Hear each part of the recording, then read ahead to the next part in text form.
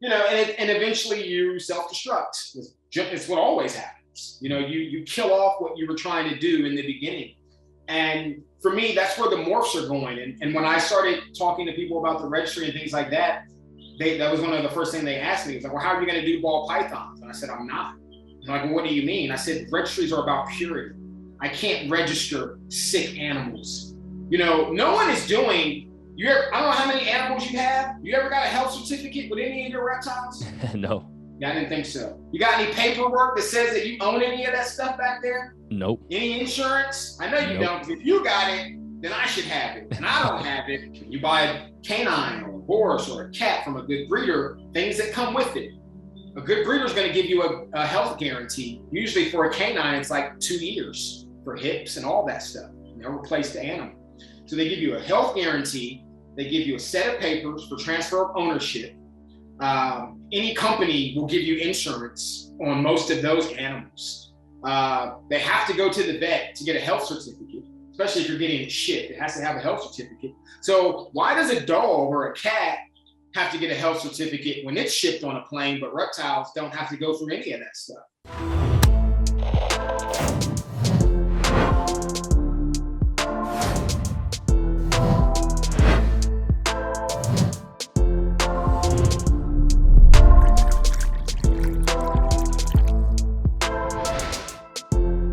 Welcome back to the Animals at Home podcast. My name is Dylan Perrin, and thank you so much for tuning in today.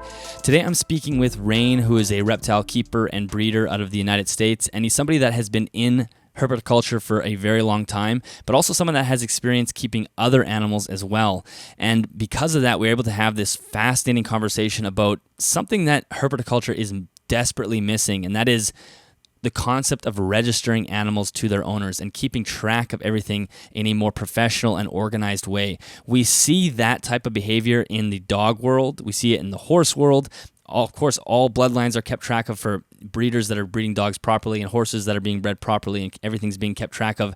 In the reptile world, as you know, everything is very willy-nilly. Who knows where half of I don't know where any of my animals came from. Of course, I know the breeder, but that's about as far as it gets. And I think that is sort of the situation for many of us. And because of that, we don't have a good foundation to stand on to get insurance for our animals, and it really makes us less organized and professional, like I said earlier. So we talk about the dog world, how that works in the dog world, how registration works, and we discuss dog breeding as well, which is something that has a lot of parallels to the reptile breeding world. We're all very familiar with the classic English bulldog at this point that has breeding problems, has breeding problems, and these are animals that are continuously being bred with these deleterious traits, not unlike what we see happening in the reptile world as well. So Rain talks about how important it is to have a registration to make sure bloodlines are kept track of and how we're not promoting bad breeding. And he has an idea. He's actually started to create a registration. So I'm hoping that this podcast generates enough excitement around this concept that we can start bringing this forward and start helping this concept become more accepted and mainstream, because I think it is really something that we need. And we also discuss quite a wide range of other topics as well, specifically toxicity in herpetoculture, where we've gone wrong, why there's so much infighting. We discuss the word hobby, a word that we throw around quite often, but Rain talks about, gives us a great reason why maybe we should stop using that word. And just in general, we highlight some of the areas that we could be doing better to make our industry grow stronger, become more ethical, and have more respect amongst the other animal keepers, because right now we are very much chicken with the head cut off. There are people that are doing an amazing job keeping track of things, but for the most part that doesn't happen, and that's why I found this conversation really interesting, especially being able to sort of parallel it to the dog world. Now, before we jump into the episode, make sure you head to animalsathome.network.com if you're looking for more information on the podcast. If you would like to support the podcast financially, you can do that for as little as $3 a month over at patreon.com/animalsathome. We have just an amazing community of people that's growing over there every single month. So if you'd like to come join us, we would be happy to have you. Thank you very much to CustomReptileHabitats.com for sponsoring this episode of the podcast. Again, if you are looking for anything reptile related, make sure you head to the affiliate links in the show notes or the YouTube description box, or just head to animalsathome.ca/CRH. If you do make a purchase there, a small commission will come back to me at no extra cost to you. And I think that's it. Let's jump into this episode. Enjoy. Rain, welcome to the podcast. Thank you so much for being here. Oh, I'm glad that I could be here. Yeah, we got a lot of different topics we want to cover today, so I can't wait to get into some of this stuff. But why don't we just start with you have an interesting background. You know, you're very involved in the reptile world now, but I don't think that's initially how it started. So why don't you just kind of tell us how you got into animals in the first place? Man, super, super young. Probably around like far back as I can remember, maybe about 3 or 4. My mother was a nurse. So when she would go to college, she would catch stuff, and she liked animals too, obviously. So she would catch stuff and bring it home. And then my grandmother, when she would go to work, she would catch, praying mantis and moths and butterflies and beetles, like when she'd be on her lunch break. Like that's what, instead of eating lunch, she'd go and catch me, bugs and stuff like that. And then she'd bring them home for me at the end of the day in jars. We had English sheepdogs. I mean, we co-owned a farm at that time with another part of our family. So, it's just from the beginning, working the farm, dealing with insects. My mom bred German Shepherds. I had another uncle that bred Huskies. So it's just an everyday thing. Like that's all I knew. We find my mother would find, like birds that would fall out of their nests and things like that, bring them home, nurse them back to health, send them on their way. So that's all I really know, honestly, man. Like that's pretty much it. Like, so, most of my family kind of nurtured that. But then when it started getting into like the reptile thing, as I got older, and I was living with my aunt, like she wasn't so thrilled about the idea. She didn't hate it, but it was like, you can get one snake, you know what I mean? And I'm just like, one. And it's got to be like, it can only be this and it has to be this. So I ended up like the first snake that I ever purchased was a Everglades rat snake. Like I'm a big fan of rat snakes. And I ended up, it got out, and I never told her that. She would have never let me have another snake out. And it wasn't even my fault that it got out. I had a friend spend the night. One night we went to Whitetail to do some snowboarding, and came back, and he was checking it out, and he didn't close the cage. No. Aquarium. This is when everyone was using. I had like a big 55-gallon aquarium that I had all done up, and he left the slot open. And then a couple of days later, I noticed that I couldn't find it. So I didn't say anything. And then my aunt kind of started picking up. So I had to make up a lie. She's like, you haven't asked to go get any mice, for that snake in a couple of weeks. Like, what's going on? And I'm like, oh man, it died. And she's like, she knew I was lying. I was like, yeah. She's like, in her head, I could see the gears turning. Like, dude, if that snake really died, he would have said something immediately to me. Snake died. Can you please take me to go get another one? You know what I mean? Yeah. And then as I got older, into high school and a boarding school, that's when I started getting into like the big constrictors, as big as I could get, living and under that roof. Dude, it was crazy, dude. There's some crazy pictures and stories about me, from like 12 to 20, especially dealing with animals in general, but reptiles, dude. I used to be a camp counselor, and I left my kids in the canoe to go and chase a copperhead that I didn't know was a copperhead. It was underwater. I couldn't see it. And the banded water snakes and the copperheads, from a distance, they can look very similar. And I jumped out of our canoe. It was like 2 kids in the canoe with me. I jumped slam out of the canoe. There's a picture of me in the yearbook, like as the snake is turning back to bite me. I got bit that year. It was a dry bite. But dude, I was in my freshman year, I was at a boarding school in Maryland, and I was running cross country. And in the middle of the meet, I just look over, and there's this black snake just going into a hole. Dude, I veered to the right, back up to my dorm, grabbed a pillowcase, ran back out, like stuck my hand in that hole, not knowing what kind of snake is in there, just stuck my hand in that hole, pulled it out, like a 5-foot, I can't remember if it was a black rat snake or what. Threw it in the bag, ran back up to my room, like put it under my bed, and then ran back out to finish the meet. Like that is amazing. Crazy. Yeah, that was a crazy year. At the same time at that school as well, dude, we had like a little entertainment lounge for the students, like a little student lounge, I guess you would call it. Like Mortal Kombat in there, which was kind of surprising because this was like a Presbyterian school. But Mortal Kombat, they had a pool table on one end, they had a TV room on the other end. And I'll never forget this, man. Like to this day, I'll never forget this story because I've never seen nothing like this has ever happened to me since. I'm in there playing Mortal Kombat with this guy. I remember it was Mortal Kombat 2. I'm playing with this guy, and I just hear this thud on the pool table. But it's just me, him, and his brother. And his brother's watching our game. And I just kind of look over and I see something moving on the pool table. So I stop what I'm doing immediately.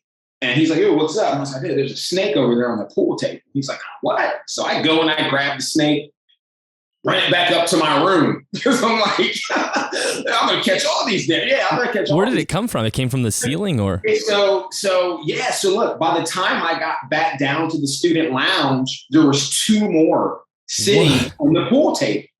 And I'm like, what the hell? Like, what? So I grab them, and they're smaller. I grab them. I go back up to my, I was like, there's no way I got enough tubs. Because, I had a bunch of tubs under my bed where I would keep like my snacks and extra clothes and stuff like that. So I'm emptying out my tubs and throwing these snakes in them. And so I go back and there's nothing there. So I'm like, I guess that was it. So we get back on the Mortal Kombat, and then this big crash. The ceiling fell in, and there was at least, I'd say somewhere between 50 and 100 black rat snakes. Just my God. On top of the pool table, just slithering. Dude, people, I've never seen so many people just scurrying, just like, everywhere. And I'm in the middle. I'm like Cartman. I'm like, yes. That sounds like an actual nightmare for some people. Like that is that's like a dream that somebody would have. Like 100 snakes just fell from the ceiling in my school. Oh, dude, some of the people, they were talking about that in there for weeks, man. And I came in, and there was just like, I don't know how many dozens and dozens of snakes in there. And then they had to call a guy in, to come in and collect the snakes and fix the ceiling. And they didn't want anybody in there. And I'm in the window in the back looking in. Like, I can help, let me in. That's amazing. In between there as well, I taught classes at the Botanical Garden in DC for reptiles to adults. I was like 13 at the time. And the reason that happened was because I got caught taking animals from the botanical gardens, and you're not allowed to do that. I'd walk right on in there with, pillowcases and stuff like that, looking for snakes, turtles, whatever I could find. And, the first time they gave me a warning, and the second time they made me teach classes. They're like, well, since you know so much, you get in here and, you teach some of these classes and whatnot. So I did that for a little while. But like I said, dude, like Dylan, that's literally all I really know, man. It's just like animals. Like if it's not dogs, then it's cats. If it's not cats, then it's reptiles. If it's not reptiles, like, I never wanted to just work and with anything in general, I never just wanted to do one thing. And it's kind of my problem, something that I had to kind of get in check, because you can't do everything, even though like, that's just, I want to do it all. I want to mess with everything. I want cats, I want dogs, I want horses, I want, So, that's where it started. And then from there, I pushed it. Like I go to the library and check out books. And then we get that call from the library, my aunt would, because I had cut all the pictures of the dogs, the snakes, everything that I liked, I cut it out. And then the next person would go get the book, and there's like pages missing. Oh, dude, if my boy Drew was here, he'd tell you, if you come to my house, besides video games, if you come to my house at that time, my walls, every wall was covered with maps, photos of dogs. Like you couldn't see the paint. And so my aunt was like, when she got that call, she's like, I was wondering where you got all these pictures from. Like, I don't got to pay for these books. And, my library books, even though they might be $5 in the store, that same book in a library here, at least, is like $50. Right. So we're just like a stack of books that they were showing my aunt. And she's just like, yeah, I'm going to kill you when we get home. Don't worry. Don't have to worry about any more animals. Yeah. That is amazing. So yeah, it's always been part of your story then. And I know you were saying that you were trying to do all these different things, and you did end up picking a focus early, and it seemed like canines were a heavy focus early on. or at least at some point. So can you, because I think that's a good foundation for what we're going to talk about later is your work with canines and how that's eventually going to relate to the reptile world. We'll leave the reptile world aside for now, but can you tell us a little bit about your world working with with canines? Right. So it's like I said, it started early. I grew up with Old English sheepdogs, German shepherds, American pit bull terriers, Jack Russells. My brothers had dogs, my uncle, my mom, my grandmother. We had the farm, so they'd use dogs out for the farm and things like that as well. So, I didn't figure out that a dog could be trained until I was like 6 or 7. I just thought that this is, whatever they're saying, it just didn't click to me at the age. Like, oh, he gives a command and then the dog does something. But once I figured that out, I was like, oh, really? So I can make the animals do what I want them to do. And my brother was just like a G at it. He'd tell the dog, go get some water, climb the fence, and dog do whatever he said. But he put on a lot of work. And so, I wanted to be just as good, if not better, than my brother. It's when it came to canines, because that's his thing. He'll talk you to death. He'll make you hate American pit bull terriers. That's his dog. Everything there is to know, every bloodline, every breeder, every fight, whether, legal or illegal, when it was legal, he knows it all. So we would just sit and go back and forth. And then eventually, I started going to dog shows, AKC, UKC, FCI, ARBA shows, things like that. And it kind of pushed me even more to get into it because I didn't know, that's how it was, because they didn't televise dog shows, in the 80s. That didn't come into the 90s. So I didn't even know, what a dog show really was. I knew dogs came with, papers and certificates and things like that. And so did our horses. So did some of the other animals that we had. And I didn't understand that until I got older. So, so the canine thing is where it pushed me to get into genetics because, once I figured out that there were so many things that canines can do that other animals can't necessarily do when it comes to breeding, when it comes to training, when it comes to thinking. I loved all animals at the time, but I'm just like, wow, so you're telling me that one bitch she can breed with 10 dogs, the dog is what this terminology, and have a puppy by each one of them possibly. And they're like, yeah. I was like, wow. They're like, yeah, that's how they make, breeds faster, new breeds and things like that. I was like, oh, really? So you can make, they're just like, wow, so I can make my own breed. I can make it do what I want. I was just like, okay, wow. So I got into the showing aspect really, really deep. Every show that I could make it to, I was there, learning about what confirmation was, what points were. And then some of the breeders would talk when they had time, and then some of them wouldn't because they're like, oh, dude, I'm sorry, I'd love to talk to you. I got to get to the next, I got to get to the next circuit. But the ones that would, they would tell me, things that really didn't make a lot of sense to me at that time. So I had more questions. I was left with more questions. So then I started going and get books on genetics and canines and things like that. And then those things that they were saying started making a lot more sense. And as far as types of breeding, how I remember this one breeder was explaining to me why his dog looked and act a certain way. And, he was always like, most of it's genetics. He's like, and then the rest of it, the other 20% is basically what I put into it.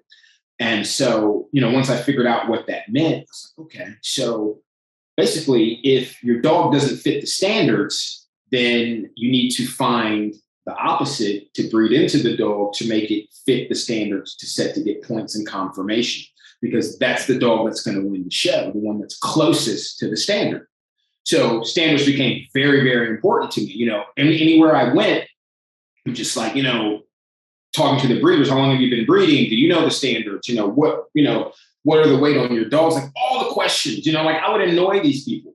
And I come to find out that a lot of them really didn't know the answers because a lot of them weren't really breeders. They were just had dogs that were breeding in their yard, but they weren't going to the show. So that's a term we call backyard breeders. They would just, and it's not to say that you can't get a good specimen from one of them, but the chances are slimmer, and even if you do, if they don't have paperwork on those animals, it really doesn't matter. So the canine for me was when I left, I brought all that with me because it was just so important.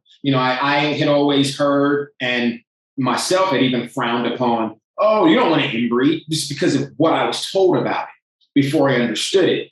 So when I figured out that that's how you get some of the best dogs from, you start with your outcross. Well, that's how you should start anyway. And then from there, you would create a line. And within that line, you would do some light inbreeding, because the goal is to lock genes so that if you bred a Chihuahua under that, that breeding regiment to, I don't know, an elephant, that elephant's going to give birth to nothing but Chihuahuas because the genes are so solid. Mm-hmm. So when I figured that out, like that was very important to me. So I started doing, even in college, man, I did papers on creating breeds of dogs and things like that. And my professors were always like, dude, this is, like I've been teaching 30 years and this is the first time I've ever gotten a paper like this. You know what I mean? And, he's like, very interesting, he's like, I own a couple dogs. I never even looked at it, this deep. And, I was like, well, yeah, I said, we always get the answers in life. And for me, that's a problem.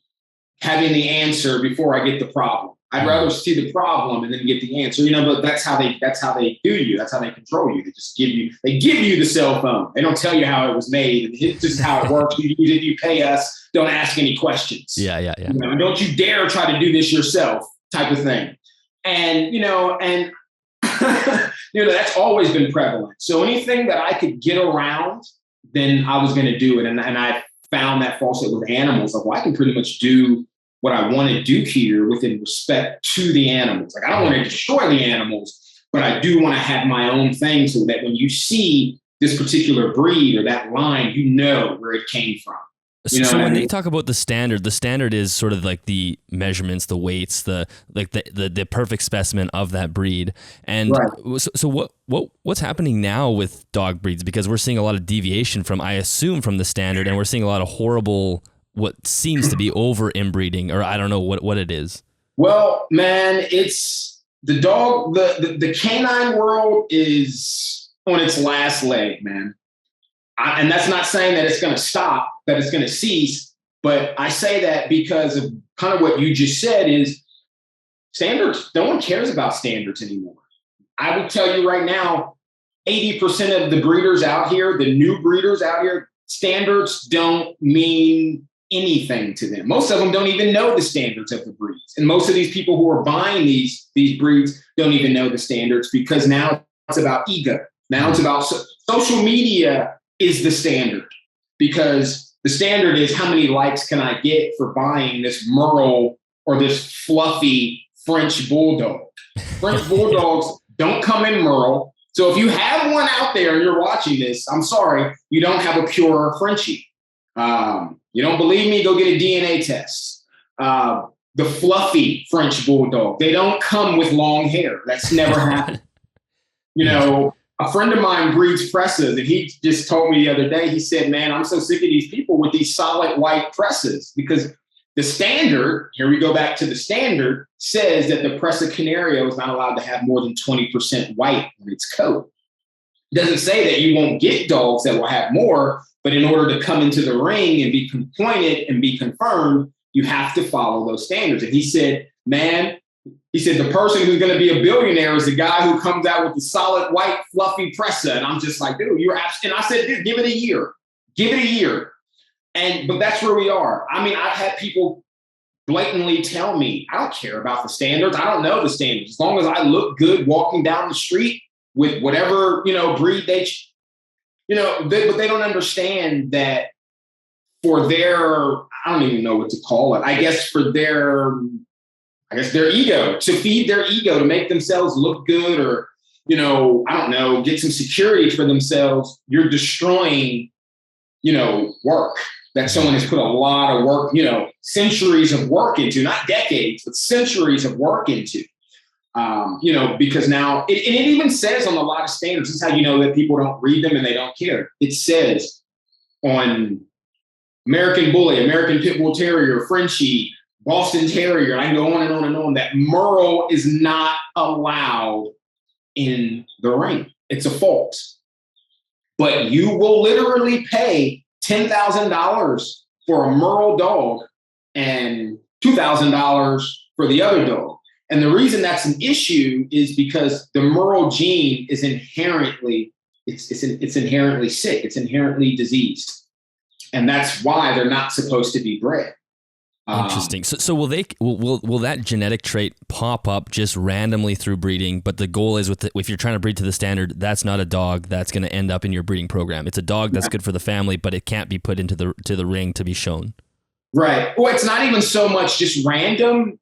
So certain colors do pop up in certain breeds, and those certain breeds have learned to adapt to having those colors better than others. And the reason I say that is because a lot of people don't know this, is that the color of a dog's coat applies directly to its health and temperament, directly, and that's a fact. So a lot of people don't, they don't see it that way. They don't know that. So they will, what we call it is a breed back, is they'll take a dog that has that color and they'll breed it into a dog that doesn't. And then they'll keep breeding that dog back to its original self to just hold the color and try to get as much of the genes of the other dog out as they can. Mm-hmm. So it's not random anymore. Certain colors were kind of random because they just hadn't been bred in so long. They would sprout up here and there. But now with some of these lilacs and tries and merles and dogs with two different color eyes, now, because with dogs, it's so easy to take the genetics and place them somewhere. It can happen on the first breeding, where with, reptiles and things like that, you've got a lower chance of it happening right then and there than you do have. Now with mammals, it's almost immediate. That's how the dog breeds, the canine breeds were created. They're taking foxes directly from the wild, and on that first breeding, that happened in Russia. The Russian Terrier was, a solid black fox pulled directly from the wild. And on the first breeding, they got piebald animals, the first breeding out of the wild. And then the second breeding, so it became less and less what it was, and it started to become, man-made or modified. So because the domestic canine is man-made, it's easy to manipulate its genes. And that's not necessarily a good thing. You go look at any breed that's any breed that's not new, I'll say, like take the Bull Terrier. Look at the Bull Terrier in the 1970s, and then look at it in the 50s, and then look at it in the 30s, and then look at it in the early turn of the 19th century. That dog looks different every single time. So almost to the point where you're like, that's not even the same breed. It looks like a Jack Russell Terrier. And they do, when you start getting to like between 1900 and 1920, there were very small dogs. They didn't have that arch. It was straight. You know what I mean? They didn't have the short, stubby legs. Look at the English Bulldog. I'm surprised that dog's still around. Yeah, that dog is purposely being bred for folks. It's got the unserious underbite, it's got health problems. They can't give birth naturally. It's. So why are people doing that? Like, what's going on? Like, I don't even get what the appeal would be. It's about 70% of it's money. 70% of it is money. And I'd say the other 30% is just, I guess some people feel that that's, how it should be done. Because when you talk to people sometimes, and I guess I kind of feel bad for this particular group of people because they don't understand that what they're doing is wrong. And that's the difference between not caring, because that's the other group. Some people literally don't see what they're doing. Mm-hmm. And so they do it. And other people, like I said, they just don't care because they're like, dude, you just say it's going to pay me $20,000 for one of these pups. I could care less about these standards that you're talking about. Like, so, that's what you got to deal with. It's a money game now. Like the American bully has taken over worldwide. Yes. Yeah. That is soundly one of the most dysfunctional breeds on the planet right now. It doesn't even have a true type. And when I say type, when you look up the standard of the dog, you've got exotics, you've got pockets, you've got standards, you've got XL, you've got XXL. This is all the same breed. You know what I mean? Like, no, don't get me wrong. You've got like standard beagles and like, I forget the name of the other one, I'm having a brain fart, but you have a larger and a smaller version of a beagle. And there's a couple other breeds like that.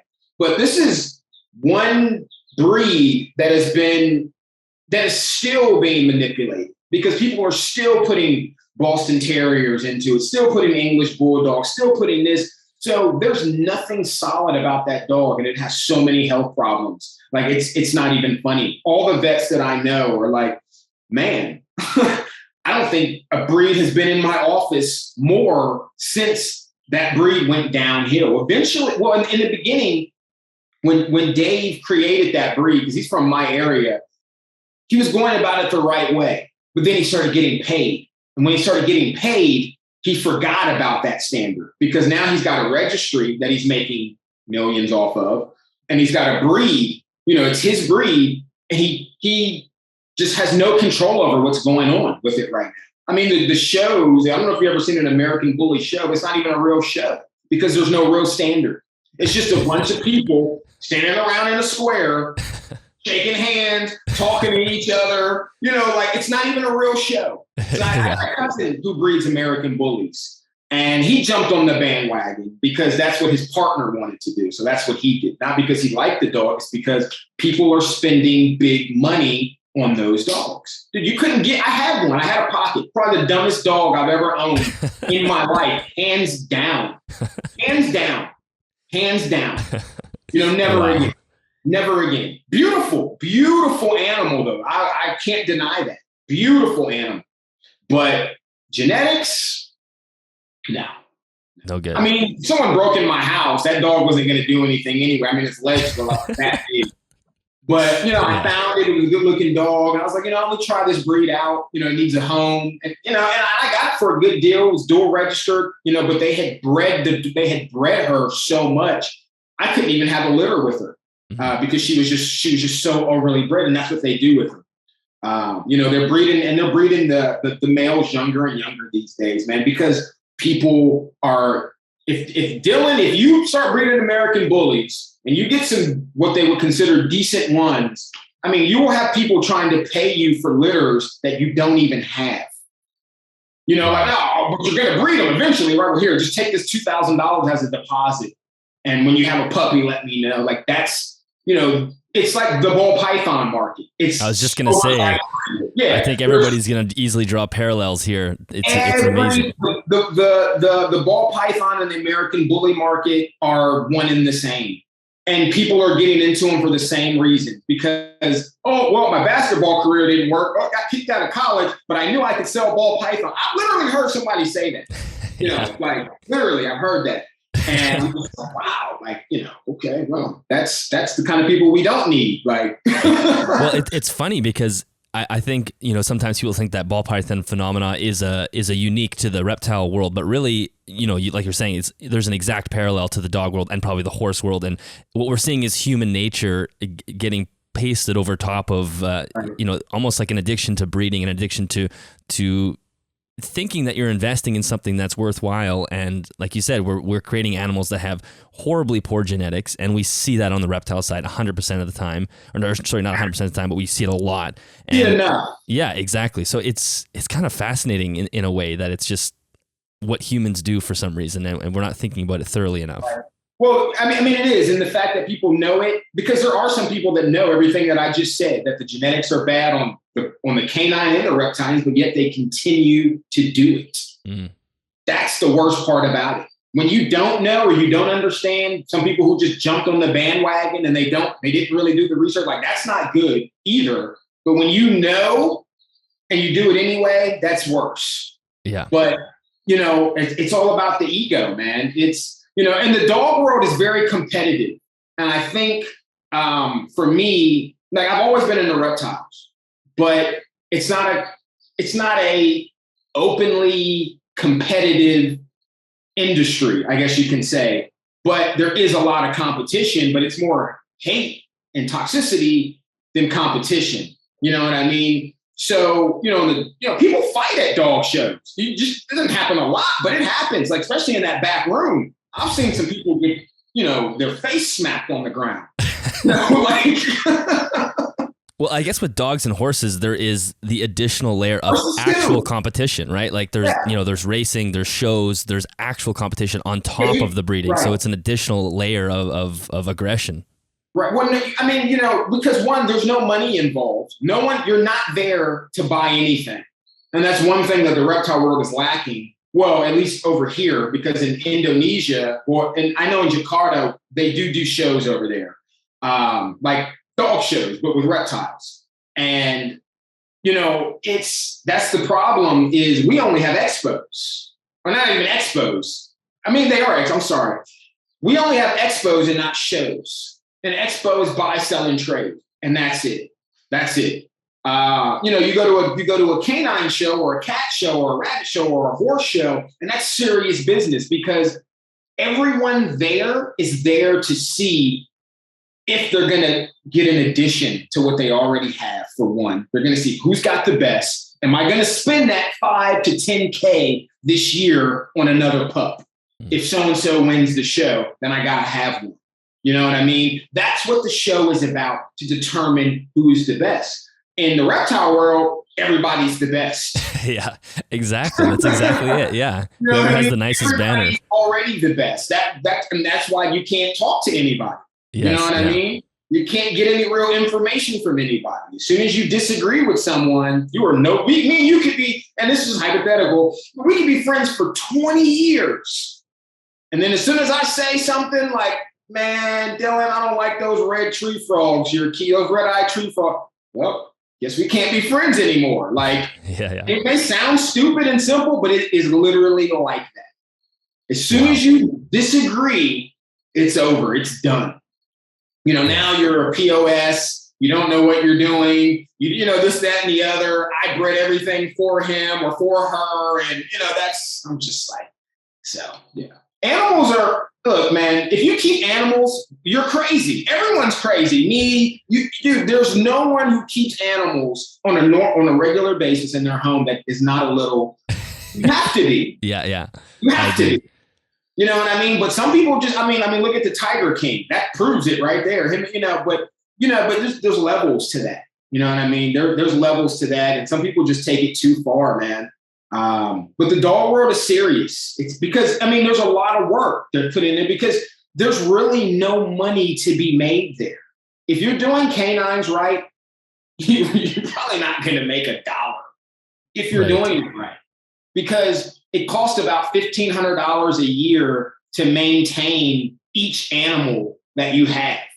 So depending on how much property you may have, your kennel runs, if they're indoor, outdoor, you're most of that money that you're making is going to go right back into that kennel. So to really be into the love of canines, you can't be for the love of money. Because if anybody says they're making money breeding dogs, I guarantee you they're probably breeding trash. Right.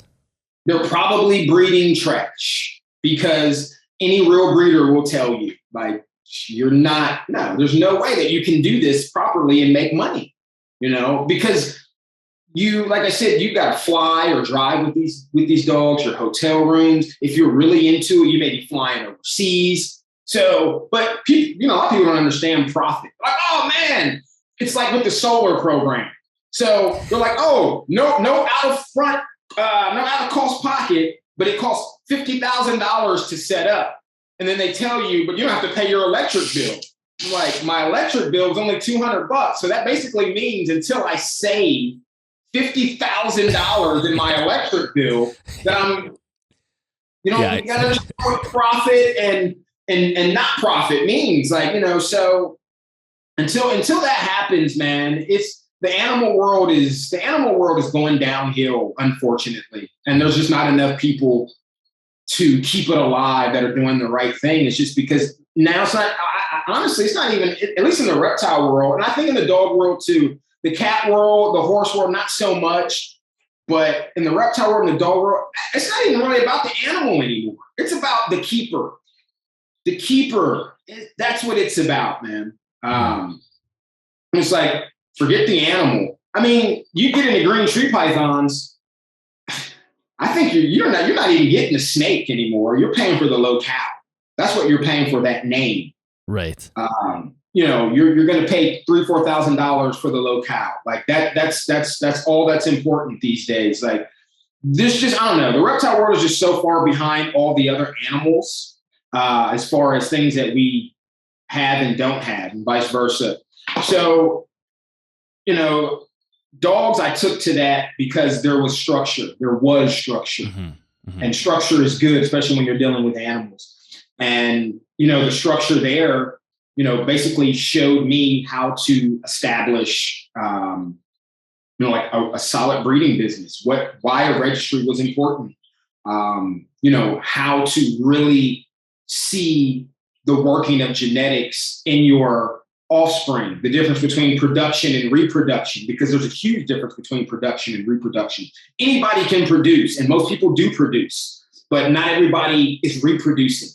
For instance, there was a Presa Canario back in 2001, and I got a chance to see this guy in person at an Arba show, Cherry Blossom Classic. His name was Jakar. He was imported here directly from the Canary Islands by a guy who's dead now, named, what is his name? I keep wanting to say, I can't even, Richard Kelly. Richard Kelly used to own not Guardian Angel Kennels. I can't remember the name of his kennels, but Guardian Angel was friends of his. But Richard Kelly was from upstate New York, and they used to go back and forth with another friend of mine to the islands and bring dogs back. Well, they found a very, very, very nice Presa Canario out of an outcross litter, just a good dog in a random litter. They brought him back. Now, keep in mind, he's outcrossed. They don't know anything about his genetics, and he was an adult when they got him. So they brought him back here. He was awesome. Everybody was in awe of this animal. Everybody. Oh my God. Every time you'd see him, like, man, if my Presa doesn't look like that, I don't want one. Everything was perfect about him. Nice, dark chestnut brindle, the head, the ears were cut. I mean, his attention span, everything. But the problem with Jakar was he couldn't reproduce himself. Not in a hole, not the way he was. And he sired upwards of 3,000 puppies. I think it's closer to 5,000 puppies in his career. And none of them came out like him. None of them. They might have the coat. They might have the head. They might have the temperament. They might have the body. But they don't have, they just, because they didn't know anything about his genetics. He just looked good. He fit the standard. So they brought him back here and bred the hell out of him. And, you got a bunch of not Jakars running around. Like, that bloodline probably long died off. I mean, that was 21 years ago. So I'm sure that because it wasn't solid, I haven't heard anything about it since. Interesting. Well, this lays a really good foundation for the conversation, I think, because you have some really cool ideas to implement some of that structure into the reptile world. But before we talk about that, let's just spend a little bit of time talking about the reptile world and sort of how you perceive it. So you had mentioned to me about using the term hobby. And what do you think about that word? Are we using that properly, or do you not want it? Like, do you think that the reptile hobby is a phrase that we should stay away from, or what are your thoughts there? Well, I mean, if I was king of the world, yes. Then I would say yes. But since I can't speak for us as a whole. I would like to in some aspects. I don't like the word hobby because when I think of hobby, I think of like, I don't know, man, like putting together a model car or something that at the end of the day doesn't really amount to anything. If I'm not able to put together model cars, my life's not going to end. I'm not going to be depressed. I'm not going to. But animals, if that, these are dependents, man. For people who fill out their tax papers, the same dependents when you have children, these are dependents. Mm-hmm. And this animal goes through a hell of a journey to become your dependent. And that's just beyond a hobby, and I know a lot of people don't know what the process from country to enclosure is. And it's for the animal. I mean, it starts with, chilling in the jungle, minding your own business, scoping out some snake booty. And then you're like, something just grabs you out of the tree. You know what I mean? And, then you get thrown into a box or a bag or a bottle or a crate or whatever they have on hand, whatever they have. And then, from there, you're in the dark and you don't know what's going on. You get moved around here and there. And, don't know how many times you're going to change hands, because sometimes the animals don't go directly to the farm. Sometimes they got a trapper who traps for someone, and then he'll take them to the farm. So that's a different process there, because now you don't know how long the animal's going to sit. The animal has no clue what's going on. So then it makes it to the farm. Now it has to get relabeled. Now it has to go out as farm bred, right. Captive hatch. Because that's how it has to happen. And then from there, it may go out on an order. It just depends. For people who don't know the process of importation, orders, it depends on who you are. And, some people can get imports in faster than others. But the animal might sit for weeks. It might sit for months before it goes out, before someone wants it, So then it's there, and then it gets taken out and back into a bag, and then back into a box, and now on a plane, and now on this long journey could be to Japan, could be to the EU, could be to South Africa somewhere, could be South America, North America, and then from there, hopefully it gets a good keeper, a good wholesaler, because some of these guys out here, they get them in on Monday, and it's on Fauna on King's Snake and Morph Market on Monday. Right. Like still in the bag, no water. Like, I just dumped it in water. Don't worry about it. I didn't even take it out the bag. We're laughing, but this shit is true. It happens. And then it's to your door, and then you're wondering why it's not eating, even though the ad said it was eating like a champ. Right. Some of these guys, that needs to be their slogan, eating like a champ. So now it gets to you. And now if you're doing things right, it's going to have to go through a quarantine process. But everybody doesn't do that. Some people, they bring them straight into their room. And, some people have issues, and then some people don't. Me, I've spent a ton of money on animals. I don't want to risk it. Why? Because there's no insurance, which is something else we're going to talk about. So, to me, that's beyond a hobby, because now if I don't come in this room, this animal will get no water. It will get no food. It will get no exercise. That's a dependent. That's beyond a hobby. So, and I think I might have said this to you or someone else. I'm like, well, damn, dude, if your animals are a hobby, then I hate to see how you treat your kids. Yeah. Because that's the same thing. I don't know too many 3-year-olds that can fix a grilled cheese, or, that can bake bread and, go out. And so it's the same thing. So if, but I think it can be a hobby for people who are just like, oh, I just got one snake, or I got a couple snakes. That's it. I'm not breeding anything. I get that. That's fine. But when you got a facility of 10,000 animals and you're still screaming hobby, something to me, then you just haven't grown up. That's how I feel about it. I mean, you got people that work for you, you send stuff here, you receive stuff. I mean, that sounds like a business to me, but that's not a hobby, man. Like animals living and dying, that's not a hobby. Yeah. I'm sorry. It's deeper than that. It's deeper. Yeah, no, I think those are some great points. And how about the evolution of the hobby? How have you seen it change as you've been in it from how it used to be to now? Are things better, worse, the same? Man, I come in the early 90s, man. This year will be 31 years for me doing this. In the 90s, it was just, people trying to get animals. You know what I mean? And it wasn't always coming in legally. I know a lot of my stuff came in from Tom when he wasn't really supposed to be bringing stuff in, but most people were doing that, who were doing it. So, but I didn't know that at the time. I didn't find that out until later. But, so I didn't think about that because, again, like I just explained, I didn't know the process to how and I didn't think about it. I just knew I wanted it. But it was totally different. I mean, it's evolved in some ways and de-evolved in other ways. I mean, when I was coming up, you had to get a reptile magazine, and then you had to get your parents' permission to make a long distance call to Florida to get Tom or Gulf Coast or Glades or whoever down there to send you a price list. It's going to take 2 or 3 days to get to you. because no one's going to sit on the phone and rattle off everything that they have. Now, if you just call like, hey, you got carpet pythons? Like, yeah, I do. Okay, how many? How much? Okay, let me get 2.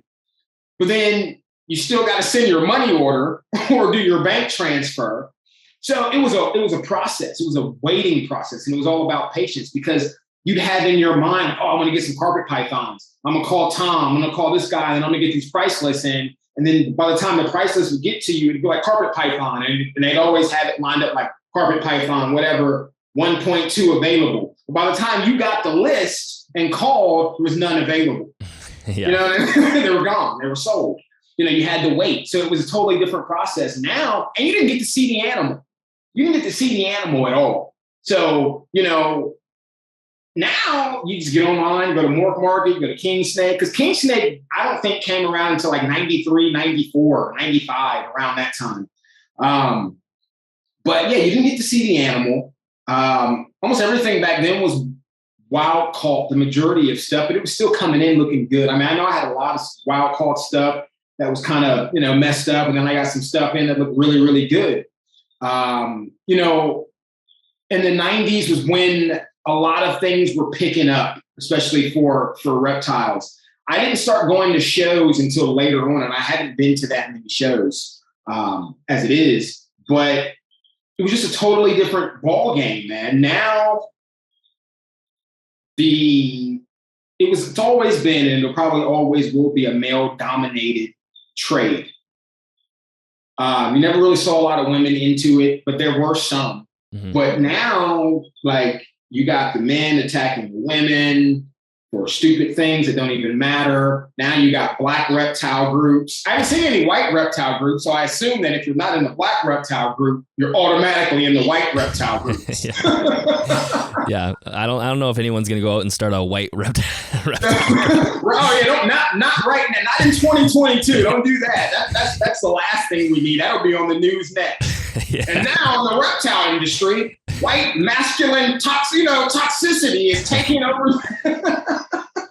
That's the last thing we need. So yeah. But none of that existed when I was coming up. I never thought about black or white. I didn't care about it. I didn't think about it. I didn't care about it. Most of my friends, I went to private schools, so most of the people, there were more white kids than there were black kids there. I lived in predominantly white neighborhoods, rich neighborhoods. So I never thought about that. This wasn't something I ever thought about or cared about. Like, I'm just trying to get what I'm trying to get. That's it. But now, like, women can't take certain pictures. If their boobs or snakes going across their boob, that's a problem. Because she's only doing it for attention. And I'm like, well, isn't that what social media is? Yeah, exactly. Wasn't that the purpose of social media? I guess to get attention, because that's what everybody is doing that. Exactly. So you knock her because her python's running across her chest, but then you follow this OnlyFans whore, and that's okay. Like, it's I don't even yeah. Got to deal with that. Now the racism thing, I've only experienced that twice, and that was just recently. And it was with the same person. And this was someone that I actually knew that I was kind of doing business with, that I thought was cool, but he was trying to be a moron. But I didn't know anything about any black reptile groups, man, until I befriended a guy, and he was like, yeah, man, you should join the black reptile groups. And I'm like, nah, man, I ain't joining no black reptile. Are you crazy? I'm like, so he's like, why not? I was like, because it doesn't even make sense to me. Like, that's more division, and we all need to be, we do work. How? If you go in the group and everybody in the group's talking shit about white people. I was like, and then you want to say white people are racist, but your whole group, you're not even talking about reptiles in here. Like, like I didn't see anything about the only thing mentioned I saw of snake in here was when you called that white guy a snake. That's the only mention of snake that I saw. Yeah. So do you feel that it's way more divided than it was 20 years ago? Yeah. I mean, like I said, I literally only heard about black reptile groups 3 years ago. And all my friends who were black or Latino, like, man, you should join the groups. And I'm like, I ain't in. First of all, I ain't going to be in no group that I can't run. That's first and foremost with me. And second, that's just not how I get down, man. It's just not what I do. And plus, most of the stuff those guys are working with, I work with hots. You know what I mean? Like the only non-venomous that I have are what me and my partner do. But on my end, I'm all hot. So none of those guys keep hots anyway. Right. So, because when a black guy keeps hot, he's extra crazy. So, well, it is interesting just how much, like you're saying, there is a massive issue with toxicity in the hobby, and that's one of the ways I think that we aren't able to move forward with this with herpetoculture in general, because there's so much infighting and division, and we can't all get on the same page, and it's just getting worse and worse and worse. Yeah, they're worried about things that are not important. Like, look, man, I like snakes and I like titties. I don't care that this chick has. What I care about is she's taking care of her animals. That's what I care about. Like, is the husbandry up to, yeah. Why are you worried about what she's doing? She got a better collection than you do. You know what I mean? Type of thing. But then just going on some of the women in general, a lot of the female keepers, man, they're crushing some of these male guys, some of these top guys. They're crushing them. Mm-hmm. You know what I mean? And I just feel like they're not getting the respect that they deserve. And then I just feel like some of the other people who are doing things the right way are definitely not getting the respect that they deserve. I mean, your channel, I wouldn't even be on your channel if it was like everyone else's channel, because everyone else's channel was literally like everyone else's channel. Like I said, when I saw your channel, I was like, Dan's on here, and then Eddie was on here. And Eddie, you know, that's my homeboy. Like, we know each other. Like, we're from the same city. So I was like, okay. Like, I was like, no, this is what I'm talking about. Like, you know, someone's actually talking about information and things like that. Like, I don't need to see any more green tree python care videos. I don't need to see any more red-eye tree frog care videos. Like, you know, tomorrow I'm going to update you on my green tree python. And I just updated it on like Sunday. Like, how much could have happened in 4 days? Like, yeah. You know, then you get on their Instagram, same thing. Like, I'm just like, wow. Like, so it's all about the keeper now. It's not about the animal. It's about the keeper, and it's about the ego. So basically, you're exploiting these animals to make yourself look better, to get likes and subscribes. And then a lot of these guys will tell you to like and subscribe, but they won't like and subscribe to you. Right. You know, I got into it with, what's his name? What's that guy? David's Feed? Oh, yeah, David's Feed, yeah. Yeah, because I was a really fan of this guy. He's a young guy. And I was a fan. I was like, oh, okay. So somebody doing something different. I mean, it's a little crazy, but okay, cool, whatever. You know, and I hit him up on Instagram, like, dude, fan of your work, really appreciate what you're doing. You know, you seem knowledgeable, this, that, and the other. Do you mind following? This was a literal conversation. I still have the screenshots of this convo. And he said no. And I said, why? He said, because I got a million people who want me to follow them. I can't follow you all. And I said, well, apparently you're following some people, because it says it on your thing that you're following like 200 something people. I'm just asking for a follow, man. Like, you ask people to like and subscribe your stuff, but you can't like and subscribe my stuff. Mm-hmm, mm-hmm. And so he was basically like, no. And I said, dude, he's like, it takes too much time. I said, are you? Mm-hmm. I said, okay, you know what? All the credit that I gave you, I have to take it back. I said, in the 2 minutes you were debating me, you could have hit the follow button. Yeah, exactly. For a fan, dude. Like, so, you know, it's just further telling me, like, you should stay in your own lane, dude. Like, so that's pretty much but that's not the only time that's happened. Like I said, dude, as soon as you disagree with someone, like I was talking to a guy who's a US ARC member. As soon as I said something about US ARC he didn't like, he just stopped replying. You know, and what I said wasn't even knocking them. It was the truth. But that's another thing. You're not allowed to tell the truth in this industry either. Right. Don't do that. Please don't do that. That's why they don't like Dan. That's why I love Dan. Because Dan don't care like me. He's going to say it. Yeah, exactly. Yeah. He'll speak the truth. Yeah. Well, it's interesting, like you're saying, it's becoming very ego driven and very about the keeper, which is exactly how you were saying with the American bullies, for example. The same sort of human nature is taking over here. And so do you see that, like, the morph market, for example, is an example of how the ego is taking over, right? I mean, I've talked a lot about morphs. I don't have an issue with many morphs, but there are many issues with many morphs, right? And it's sort of getting carried away at this point. And do you see that as the exact same issue? I mean, that's the disintegration of reptiles. I mean, that's just what it is, man. At the end of the day, that's exactly what it is. To go deeper into that point is kind of what we already said, is that you are breeding inherently sick animals and you know it for profit. I don't even know what to call that.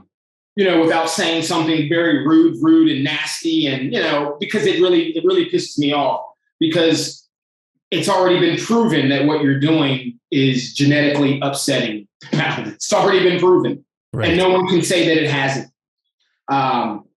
There is a way to go about everything, even that, but it takes patience. And when you don't have patience, then you end up with neurological issues and things like that, and animals that flip upside down and slither on their back, and but you don't care. You keep breeding them and you keep selling them and people keep buying them. So the animal isn't the problem. We're the problem as a whole. I mean, we're the most irresponsible of all the animal keepers. Dude, look, you don't believe me? Think about it. And anyone listening, think about it. What species of animals do you know that we are allowed to keep on a regular basis that have had more scrutiny, more ban bills, more, just more negative aspects about them? None. There are none but reptiles and amphibians.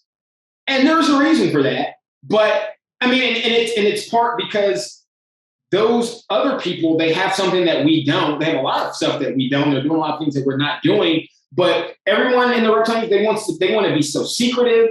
They want to be secretive and combative at the same time, and then clicked up. But then, like I said, as soon as you don't like something, as soon as you just, you got to get out the group now. The dictator of the scrub python group, you can't be in here anymore because you said something I don't like. It happened to me, a couple times in a scrub group. I was just in there talking. I made a comment that he got in light, kicked me out the group. You know what I mean?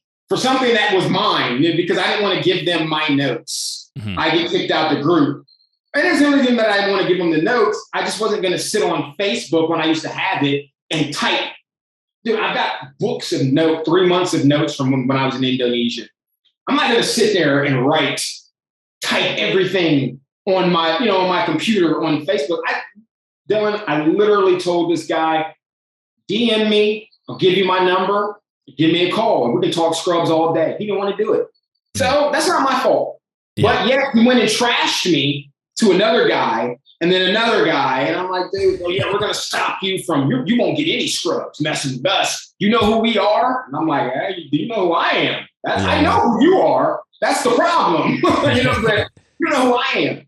So you can't stop me from doing anything. But the fact that you would say something like that to someone, and it's not just me, this happens to other people, and it's not because I'm Black, because it happens to whites, Latinos, the Asian. I've heard so many stories of people, like, as soon as they get up, you know what, I'm going to call so-and-so and make it so you can't get any animals. Yeah, I've heard that. I mean, I'm not as in tune with the breeders and the big names just being in Canada, being more isolated, but I've heard there is so much, not like character assassination. I guess that's the word, character assassination in our industry. Yeah, that's what's most important right now. And I'm sure, like, when certain people see this, they're going to be like, dude, I mean, people say all kind of stuff about me, but then when they see me in person, they're quiet as a church mouse. And I don't do all that talking when it comes down to stuff like that. Like, go out my backyard and hit if you want. Yeah. Win or lose, I'm going to show up to the fight.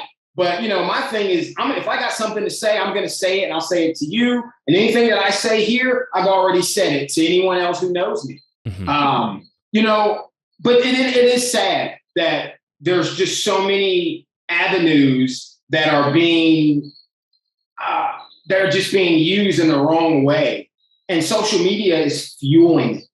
Yes. And then you have a lot of these top reptile guys who make excuses for morphs, and because that's what we were talking about, like trying to step back into that, about how they bred and why they bred it. Oh, it's fine to do it 3 times, but after the 3rd time, you can't. I'm like, are you okay? You're not even listening to yourself. Yeah. So if you know that on the 3rd time that something bad can happen, that means that the first time you're setting the stage for it. Right. The second time, you're getting ready to open the curtain, but you're making sure everybody's got their costume on. You're ready to go because we're getting ready. The third time, we're pulling open this curtain, and boom, third time you pull open the curtain, show's on the road. Right. But that's their excuse for. But if you ask them real questions like, well, you do know that albinism is a disorder or a disease, however you want to classify it, and you can look that up. And there are 3 naturally occurring morphs in nature. So we took 3 morphs and turned them into hundreds. Right. Hundreds. But you know what? Let me go back. They're not even morphs. They're mutations. Because morph technically has nothing to do with animals. Well, it can, but by definition, it actually deals with computer science and things like that. But they're mutations, skin mutations, or diseases, 3 that occur naturally in the wild. And those 3 have given birth to everything that you see now. Right. Some things you will see in the wild, but 95% of these other mutations you will never see in the wild. And even if you did, you would never see them because they would be eaten. They wouldn't survive. That's the whole reason behind that. But albinism, for people who don't know, like I said, is a disease or a disorder that is caused from a lack of copper in one's diet. So it means you are sick. It does not mean you are healthy. It can become genetic in certain species of animals because your DNA restructures itself anywhere from every 6 to 12 months, depending on how you function on a daily basis. So that's how in a way, that's how, I don't want to say fiction can turn into fact, but that is kind of how it is. This disease is being turned into something genetic over time because of close inbreeding. And there's a lot of inbreeding going on because, like I said, the long route to get the same result is the long route. And people are like, look, they're trying to get paid. I ain't got the patience for this. Right. I don't care about that. What are some ways to go about, what do you think would be some ways for people to go about breeding morphs properly? What would people do differently? Well, one, correct ratios, 1.2 to anything. And this is what I took from breeding canines. In order to do a true bloodline, you need a 1.2. And from there, that's your outcross. And then from your outcross, you're going to line breed. And then if you get what you wanted within that line breeding, that's when you do light inbreeding. But you've line bred those animals away directly from the parents. So you're not breeding anything back directly to where it came from. You know what I mean? So that is a light inbreeding. It's still an inbreeding nonetheless, but if you did it right, shouldn't have an issue, but it takes longer. And that could be 15 years or something. Right. It needs, and you need to do it right. You're going to actually need a 2.6, but a 1.2 is the ratio to do a line. But if you want another line, then you're going to need another. You're going to need that ratio. As many lines as you want is the 1.3 I found is the best ratio to do that. Because one, the more animals you have, people might think, oh, well, then it'll speed the process up. Not necessarily. It's going to give you more work. It's going to cost you more in the long run. And doesn't necessarily mean, you're spreading your genes out. So you may not get what you want for even a longer period of time. Not having more animals doesn't necessarily do that, especially with reptiles, because you're dealing with an animal that has already reached the peak of its evolution, which is why I said that the mutations in the morph is a disintegration. It's de-evolving the animals. Because, we talked about the bull terrier in the 1920s to the bull terrier now, it's like almost like 2 different breeds. Well, you look at a reticulated python with that same amount of time between it, and there's no difference between the animal then and now because it's already perfect. But obviously not perfect enough, because now I want my green tree python to be yellow. I want my green tree python to be black. Like, well, that's kind of dumb, but that's just how I feel about it. Like, I'm not saying they don't look cool, man. I'll never say that. But the way I feel about it is like, well, you want a green tree python, but you don't want it to be green anymore. Yeah. Well, that's what I always say. Like, if they weren't green tree pythons, like just say in the wild they were blue, naturally we'd be trying to strive to make them green. We just looking for something different. Yeah, exactly. Never satisfied. It's kind of like, I don't know if you've ever traveled outside of Canada, like to other countries or anything like that. But if you have, and for those people that have had, who have paid attention, you'll notice when you go to Japan or when you go to France or places like that, everything there is French or Japanese. And that's what you got to eat. It's what you got to wear. That's what you got to speak. It's what you got to do. But then you come here, you've got French, Japanese, African, Asian. You got everything you can think about. You got all the options of food, clothing, games. Yet no one is still satisfied. Yes. Yeah, it becomes this endless cycle. Yeah. And it just becomes an endless cycle. And eventually you self-destruct. It's what always happens. You kill off what you were trying to do in the beginning. And for me, that's where the morphs are going. And when I started talking to people about the registry and things like that, that was one of the first things they asked me. It was like, well, how are you going to do ball pythons? And I said, I'm not.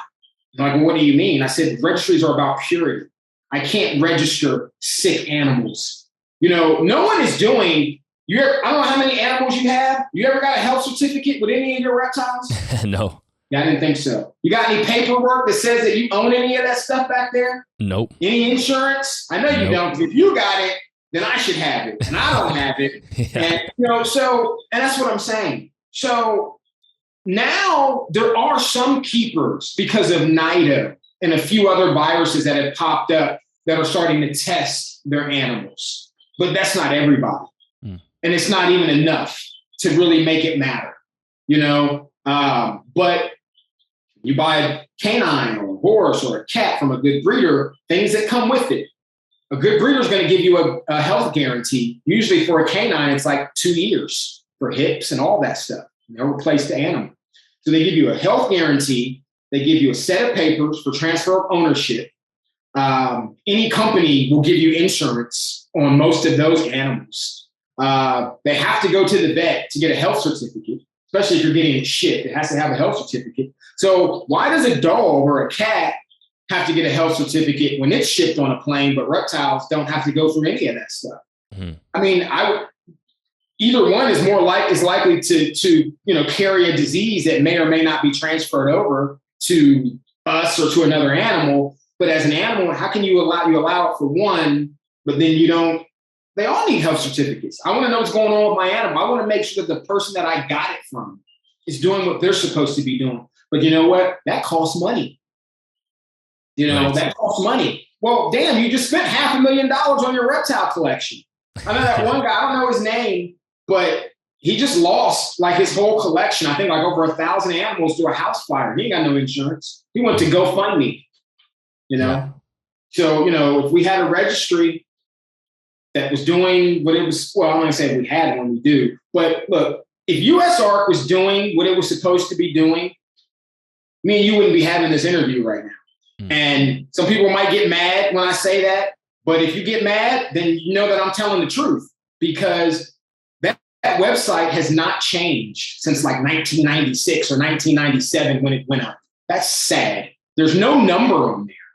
I know because I've been trying to get a hold of those people for 15 years. I got all their numbers, but they never answer. I've called them at work. The one guy that works at the Oklahoma University, I've called and left messages for Phil, Ben. Like, they never get back to you. But if I was Brian or Kevin or somebody like that, they call me back for sure. Mm. But, so then you got to ask yourself. So just because he's got this, that means he knows more than me or more than you, or maybe be able to help more. I mean, that doesn't mean anything, So, we're supposed to be a community, because they always like to throw the word reptile community around. Yeah, right. And they must have misspelled community, because it's not, there's nothing communal about this at all. Right. You get the AKC. I can call the AKC right now. I can call the ABKC right now. I can call FCI right now and get someone on the phone and talk to them. You can't do that with USARK. They're supposed to be the voice for us. People are like, they go to the court cases. Okay, but you can go to those same court cases. Matter of fact, not only can you go to the court cases, but then I can go. We could even hire a lawyer to represent in those cases. They're not doing anything exclusive. And like I said, I'm not knocking them, because I'm just saying, you've been around for a long time. And I was a huge fan of USART back in the day because that's all we had. And I thought it was going to turn into like an AKC, and it never did. It never did. So do you think our main focus for the industry should be restructuring and organization into so that should be where we should all be, like, sort of pedal to the metal, working towards that goal? Hell yeah, man. We are, dude, like I said, we are the most unstructured, arrogant, like of all. Like, we as a whole are so irresponsible as a whole. And it's just sad because, like I said, but people are too focused on things that don't mean anything. At the end of the day, everyone wants to get a YouTube check. You know, like everyone wants to be a Instagram star. So I'm going to give me a king cobra. Like, you know, that's what it's about now. But yeah, no, we need to go back to the basics. Like, we really do. Back to the basics with a twist. Because, like I said, the way that things are going now, we don't even know in November what's going to happen. Right. And we could have avoided that. Like, you know, it doesn't affect you. But, and then think about it. No other country is doing this. I mean, that's a whole nother subject in itself of one reason why that's happening. But I mean, it's just crazy, man, that now all exotic animals are on the chopping block. No, Canada is actually copying that same. Are they? I mean, it doesn't surprise me. Yeah. But I honestly, I think that's going to happen worldwide for a bigger reason. And, you know, some people will maybe catch on because that's not what we're here to talk about, and some people won't get it. But, you know, it's, so, I mean, that's where it starts, but you wouldn't believe how many people don't care about what could possibly happen in November. People are still out here buying and selling. And I'm not saying don't buy and don't sell because, yeah, I mean, I'm getting stuff too because we don't know what's going to happen. I want to be able to have stuff for myself. But there's a large group of people who are just doing it like, I don't care. You know what I mean? Nothing's going to happen. And, you know, I've heard people even say like, oh, I never supported that stuff or supported USART because the animals that they were after weren't what I kept. Right. There it is again. So where's the community? The community means regardless of what you're keeping or what I'm keeping, if we're a family, then we're supposed to be helping each other. Regardless. And that's not, and that doesn't happen. Like, oh, well, I don't keep a retic, so I don't care if they banned them or not. Like, wow, man, that's crazy, dude. Like, you don't care if your other fellow reptile people aren't able to do what you're doing or what they love. Like, it's a bummer right there. Well, and I think one really important thing too is like if you compare us to something like the canine world with the American Kennel Club, how much power the American Kennel Club actually has, right? They have a big say in everything because they are so organized and they have an incredible amount of funding behind them, and that just comes from the keepers and breeders of canines. That's right, and that was my main pitch when I created the registry about 4 years ago. That was my main pitch to people. I gave them a factual event that took place between AKC and some of these same groups that are trying to ban reptiles outside of, you know, the government. All those animal rights types. Yeah. And, you know, because these guys will go in there in the court and they'll tell the judges, these legislators, like, yeah, these guys breed their dogs 7 times, their female dogs 7 times a year. That's not even, physically, that's not even possible. But that's the stuff that they say. It's not even possible. But yeah, it's the AKC, man. You know, they had a case a long time ago where they were the bill was they wanted to ban canine cosmetics. And for people who don't know what canine cosmetics are, that's docking of tails and the cropping of ears. They wanted to ban them here. And AKC, like you said, they got a lot of funding. They got great lawyers. And, you know, they pretty much bought that case. Like, okay, well, how much do you want to make this go away? Most people don't even know that happened because that's just like you said, that's just how much power and influence they have, and they pay up. That's another thing. We don't pay the government anything. Like you know how much of this stuff is done under the table. Like, right. You know what I mean? Like with the registry, it's got an LLC attached to it, or maybe a C Corp or something like that. So they're getting taxes from that. AKC, all these registries, but AKC itself alone is worth probably like $20 million on an annual basis. Right. You can register 164 breeds openly. And when I say openly, for people who don't understand what I'm saying is they have what is called an AKC FSS for closed breeds, and that's foundation service stock. And what that means is that they don't have enough of that particular breed, because it's probably a new breed, to be registered to be on the show docket. So it's an FSS dog rather than an open registry dog. Mm-hmm. But regardless, 164 open breeds. The golden retriever alone brought them $2 million plus a year. Every year they make between $2 and $3 million just off of golden retriever registries. That's like 80 to 90,000 whelps a year, every year. And that's just one of 164 breeds. So just like I said, you do the math, about $20, per dog. And look, and it's probably more than that, because the way paperwork works, and this is my beef with US ARC, is like, oh, well, donate to us. Okay, I donate to you, then what? What happens? I don't want these stickers. I'm sorry, I don't want these stickers, and I don't want a hat, and I don't want a shirt. You know what I mean? I don't want that. What I do want is some paperwork. What I do want is some insurance. What I do want, I want ownership rights, and that's what you get. So you get a pup and you get that paperwork with it. And it'll say, if you're the breeder, it'll say Dylan.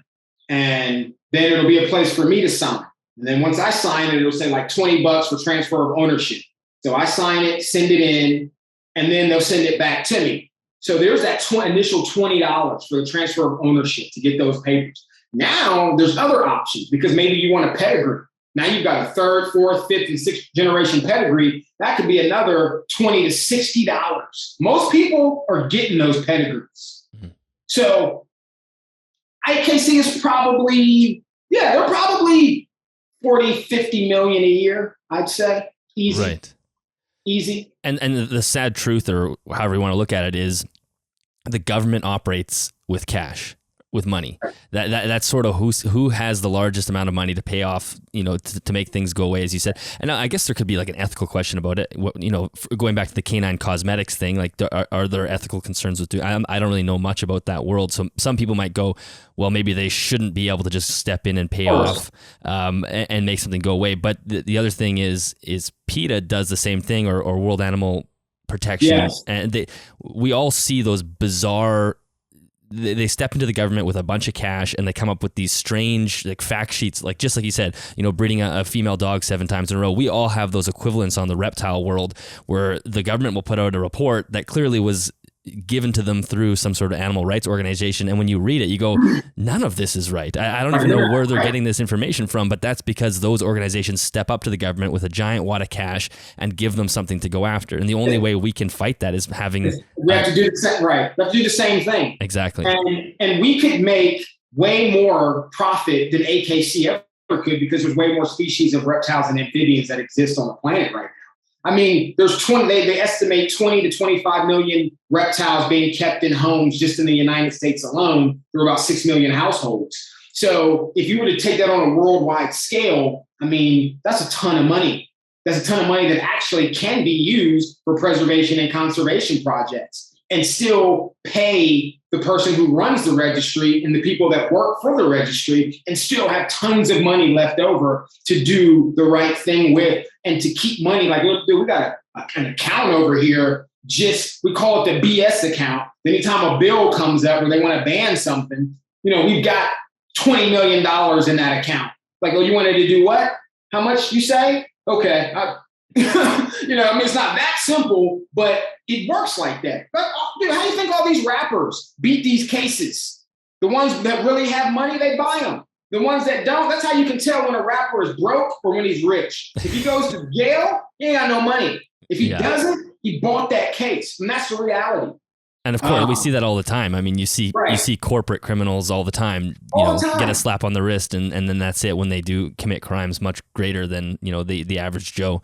And like you said, too, there's money, there would be still enough money to go towards conservation and preservation and to work to some of these areas where we all are passionate about protecting the wildlife on the planet and making sure that we're doing the right things, the ethical things with these animals, and we're not just treating them like products and whatnot. Right. And there is all of that potential there.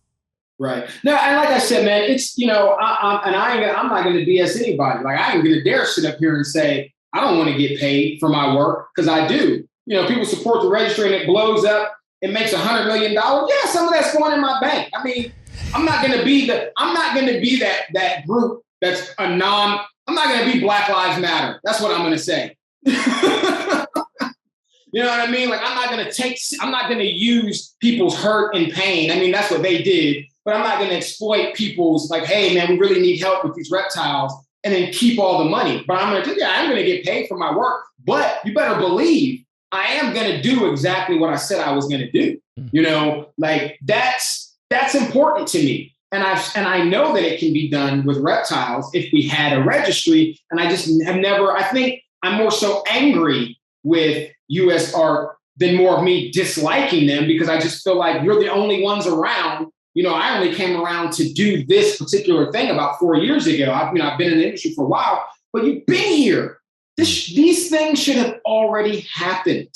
Like, how do we not have insurance? Like, every single animal can get insurance but us. I don't understand it. Like, if I got to go to court, and we were talking about this before, like, and something happens, and they be like, okay, we'll prove you own these animals. So, well, Your Honor, I can't. Because An invoice is not proof of ownership. A receipt is not proof of ownership. That is proof that an event happened for a specific day for a specific price. There's no names on that stuff. And even if it was, like, it doesn't mean there's no ownership. You get that certificate when you buy a horse, dog, cat, bird. It's got your name, everything, the breeder, the seller, everything is there that you need. The registry number for the dog, so you can go to the website, look up your dog's stuff, and see all his information, his past, his ancestors. US Art doesn't give us any of that stuff. We've been doing this for decades now. I just don't understand. So, like I said, I wanted to merge with them. That's what I thought was going to happen. But like I said, I couldn't even get them on the phone. And then I think it's the American Society for, like, Ichthyology and Herpetology. I may have got the letters mixed up, but I tried to contact them about it, but they didn't want to talk to me unless I paid a $75 membership fee. And I'm like, what? Like, everybody's got to get paid, huh? Like, yeah. Well, it's true. I mean, I'm a little bit more familiar with the horse world, but the same thing. You can type in a horse, like a thoroughbred. You can type in their name. Boom. Anybody on the planet can see that at least 3 or 4 generations back for free, just through equibase.com. Like, you can look up a horse. Boom, there it is. And we don't have anything remotely close to that. Like you said, I don't even know where these animals come from. So why don't we talk about the registry? Because you have created something, and so why don't you talk about what you've created and how it works? So, the registration, for those of you who are not familiar with animals that have registries, generally when you buy specific species of animals from a real breeder, a good breeder who's doing things the right way, he's going to be attached to an official registry, an official backing that is recognized worldwide. And what happens is you buy an animal, you get a set of papers, like you've heard me say it a few times. You transfer ownership to yourself. From there, that allows you that paperwork is important because it grants you ownership. It allows you to get insurance because the animal's in your name. It also allows you to get into the shows to get your dogs pointed and confirmed to help. That paperwork, in short, basically helps you evolve your kennel. Without that paper, you can't evolve because you can't get points. You can't get confirmed. No one's really going to know who you are. If this is your goal to really be in the dog world, or the cat world, or the horse world, that paperwork is important. That's your entry fee into everything. You can have the papers and not have the dog. You know what I mean? And still make moves. People do it all the time. Yeah. But you can't do the opposite. You can't have the dog without the paper. Then it doesn't matter. You can't show up to the show with the dog and think that, no one, they might be, oh, that's a great dog. What's his bloodline? I don't know. Like, I don't know. We don't care then. Yeah. So, that's the main thing about it. Two, I wanted to have, since there's so much like under the table competition, I guess you might want to call it, I wanted to do actual shows. I mean, I talked to people about it. Some people thought it was a good idea. Some people made excuses to go, I don't want my animals to travel, this, that, and the other. I'm like, but don't you travel to the expos to sell your, what? Okay, all right, you're fine. You're somebody I wouldn't want to register anyway. Like if you're not, you can drive your animals for them to be sold, but you don't want to drive them to a competition to increase the value of your animal. That doesn't make sense to me. I want my animals to be worth, if anything, if I can make my house worth more than what it is, then I'm going to do that. If I can make my animals increase in value or myself, I'm going to, okay, I can do what? I can make my net worth this. What? Okay, let's do it. Why would you not want to do that? Why would you not, I don't understand how no one has even asked for insurance, even these bigger names. I don't understand how they haven't even gone, because it seems like they're the only ones who can talk to these people at USR. Why haven't they asked them, like, dude, why don't you guys try to set up like some insurance? Like, or if you have, why don't you let us know, like, hey, we tried it, but it didn't work. I haven't seen anything like that. So if you go to because there are pet insurers out there, people that insure pets, if you go to one of those companies that creates insurance for pets, will they not accept reptiles at all? I've called them. I've tried to get in touch with like corporate places so I can actually call them to set up. Like, hey, look, man, here are the numbers. Like, what's up? But yeah, there's, it's hard to get a hold of the big boss always. But no, there's no place for that. You can call and ask them because they don't even know how it works. They don't even understand it, because in one, you have to have someone like, dogs and cats, horses, those things are easy. You know what I mean? They got shorter lifespan than reptiles. There's just less work to an extent on some ends with them. So, then we need somebody in here who know about reptiles. So now we have to go find people and hire people to come in here, which, I mean, yeah, you would have to do that. Or, you can let me do it through the website and then you don't have to worry about it. I just need your stamp on the insurance to make, everything official. You can do it that way. I mean, I'll do the work. Either way, more people are going to have to get involved. This is not a one-man gig. It's no way. You know what I mean? Like AKC, UKCFC, I mean, they got a team. You know what I mean? They got a team and they print out thousands and thousands and thousands and thousands of papers a month. Forget a year, a month. So they got a team there. All their printers are printing right now while we're sitting here talking. Mm-hmm. The checks are rolling in and the papers are going out. And, and they're setting up for the dog show. So they're giving back to you. They're giving you papers. They're giving you shows. They're giving you insurance. They're giving you, they said they're going to do what? To what breed? Okay, well, we're going to see what we're going to do about that, type of thing. Right. We go to court. They're like, yeah, we're going to ban them anyway. Like, support U.S. art. Donate money. And then, they're like, yeah, they didn't want to hear anything we had to say. Well, I wouldn't want to hear anything you had to say either, because we've been telling you for the last 5 or 6 years that there are now 168 species in one state that are not supposed to be here, and they're costing us about $3 million on an annual basis in damage. So unless you're going to come in here with a $3 million check, I don't want to hear what you got to say either. I would do the same thing. I'm trying to hear that. Mm-hmm. Let me see, what does that check say? No, ain't enough. Yeah, go ahead and ban them. And that's basically what we're dealing with. And I don't know why people don't understand that. And I mentioned that to someone. He said, but isn't that what U.S. ARC is for? I said, well, that's what they're for. That's not what they're doing. That's not what's happening. It's not what's happening. Like, yeah, but they've won some cases, this, that, and the other. And I said, well, here, dude, first of all, let's be clear about something. Because I think a lot of people forget that even though you vote, you ain't got no say so here. You know what I mean? At the end of the day, it ain't got nothing to do with U.S. ARC. At the end of the day, especially when there's no money involved, it's how that judge or how those legislators felt by how they woke up on the end. But it's also, like you said, these other organizations have also paid them. Mm-hmm. What's happening right now isn't one of those situations. It's something different and people don't understand it.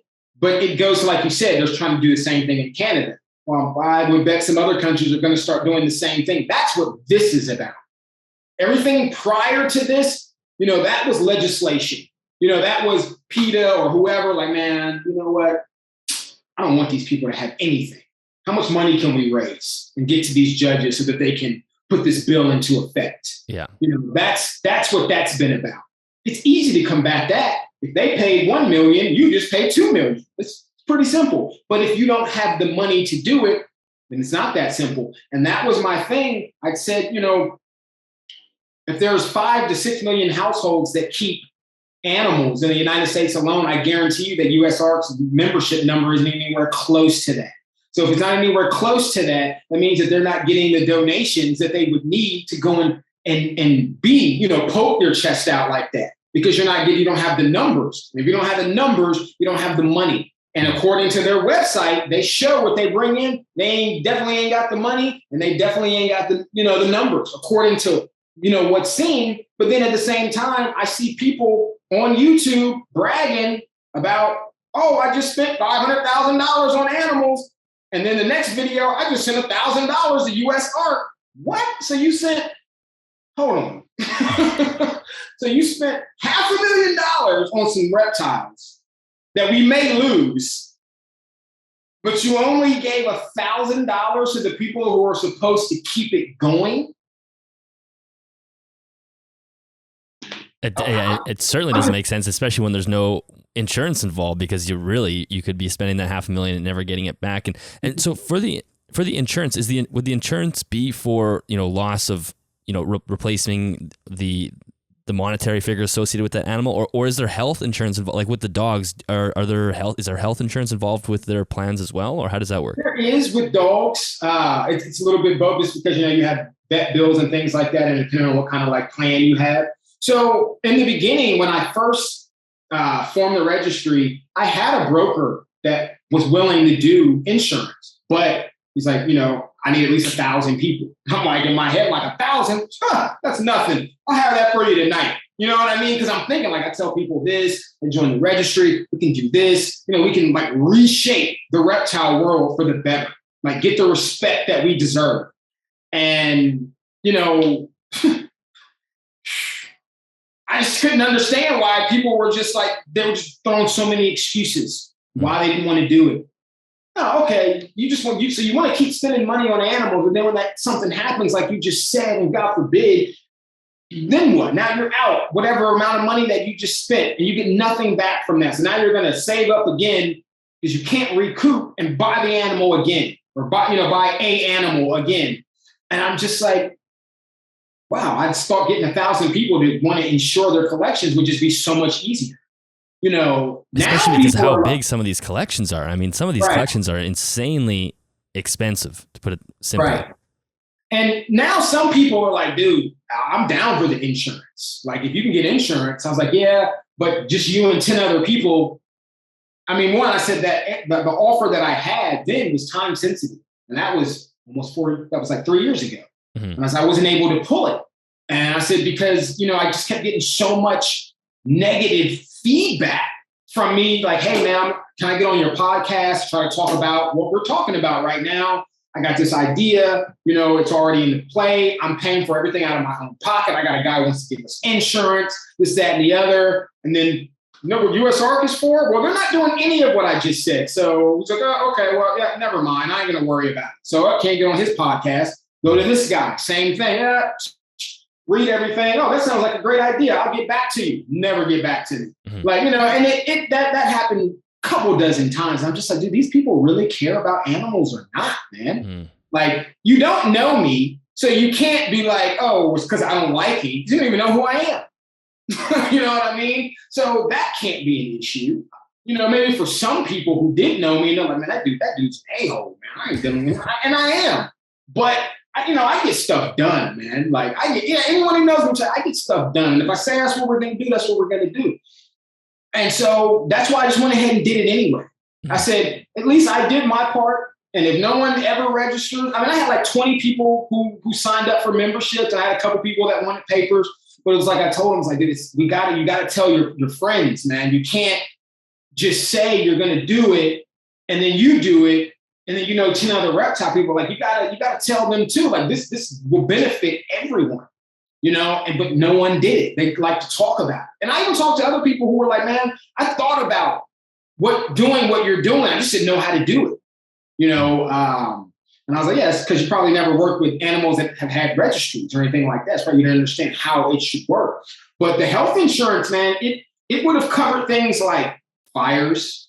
Because obviously, if your home insurance covered your animals, then one, you wouldn't have pet insurance. Pet insurance wouldn't be separate from home insurance. It would just all be covered. It would be in your policy, and then you wouldn't have to go to GoFundMe.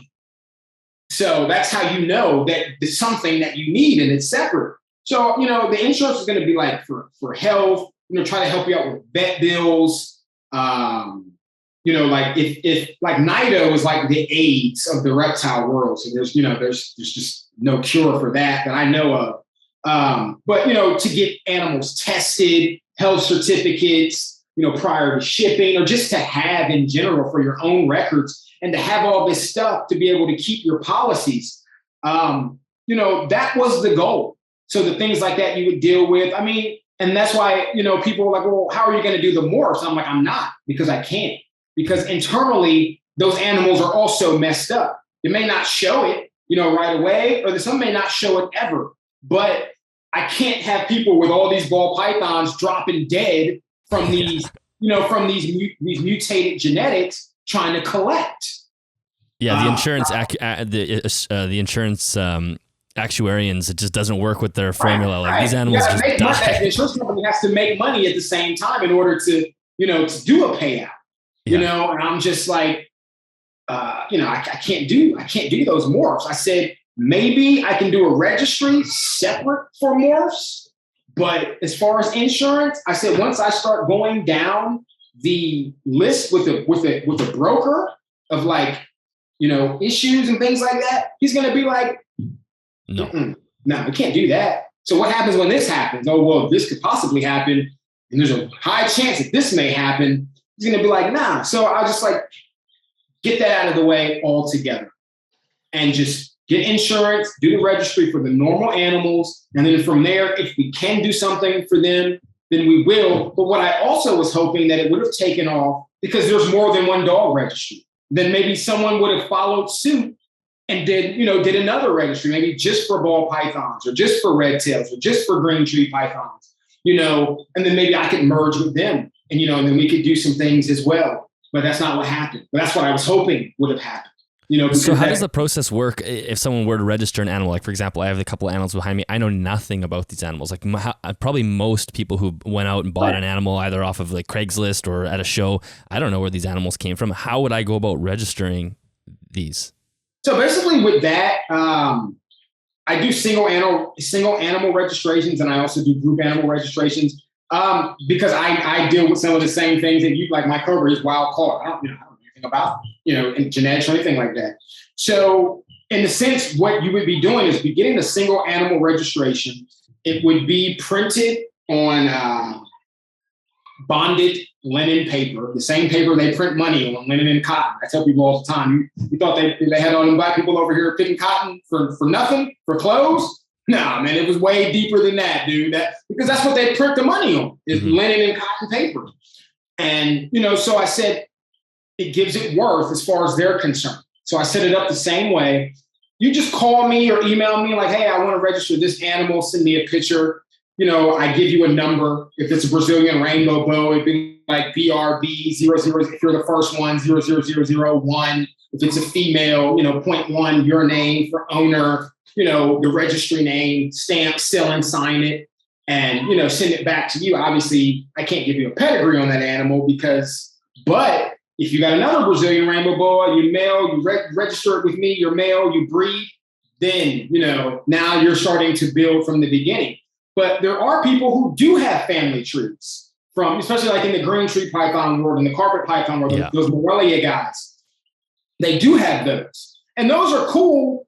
But I don't like how some people are trying to use those as like a form to charge you extra money. And they do that down here. Like, oh, you didn't have any paperwork. So I'm not going to pay that for them. I'm like, man, none of these reptiles got paperwork. What the hell are you talking about, dude? Are you talking about that PDF that they sent you with the family tree on it? No, dude, that's not paperwork, man. That proves literally nothing when it comes to a registration. Like, that's what you get. You can't get that until you register your animals. That's how worthless that is. Like, until your animals are registered, then you get your pedigrees. So, it's there's so many aspects to what can be done, but just to get an initial registration, it's pretty simple. Now, if you do have a lineage on your animal, then it's going to be a lot more paperwork. But the copies are only shared. The only people that would have a copy of it, I have one for my record, just in case I need to make a copy for you, or if you breed later on, and then I need to send that out to whoever you may sell animals to. Or what I was, and Dan, this was Dan's idea when I talked to him about it. I don't know if you remember that we talked about this on Instagram a couple of years ago. He was like, man, you just put the certificate, the little card, and, if you could some way get them to the breeders, even at the farm. So that way the cards would come with all the animals who don't have a background. And that way you can fill it out and get, everything transferred over into your name as soon as the animal is in your possession. He's like, that'd be great if we could do that. And I was like, yeah, well, you're over there now. So you see what I can do about that. Yeah. But if you have registration, that's great. The paperwork is just for me and you.